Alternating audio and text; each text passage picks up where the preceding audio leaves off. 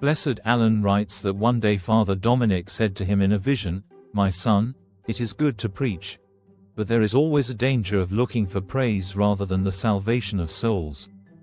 Listen carefully to what happened to me in Paris, so that you may be on your guard against this kind of mistake.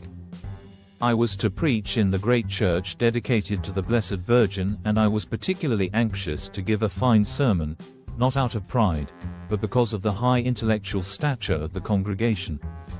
An hour before the time I had to preach, I was dutifully saying my rosary as I always did before giving a sermon when I fell into ecstasy.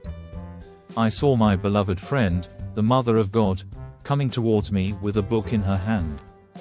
'Dominic,' she said, 'your sermon for today may be very good, much better.' Of course I was overjoyed, and I took the book and read every word of it. Just as Our Lady had said, I found exactly the right things to say in my sermon, so I thanked her with all my heart. When it was time to begin, I saw that the University of Paris had turned out in full force, as well as a large number of noblemen.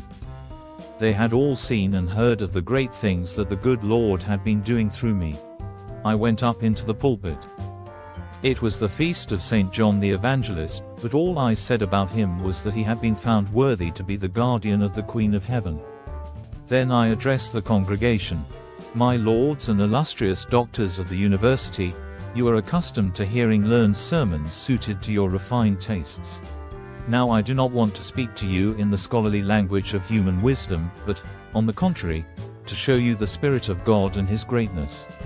Here ends the quotation from Blessed Alan, after which Carthagena goes on to say in his own words, "Then Saint Dominic explained the angelic salutation to them, using simple comparisons and examples from everyday life.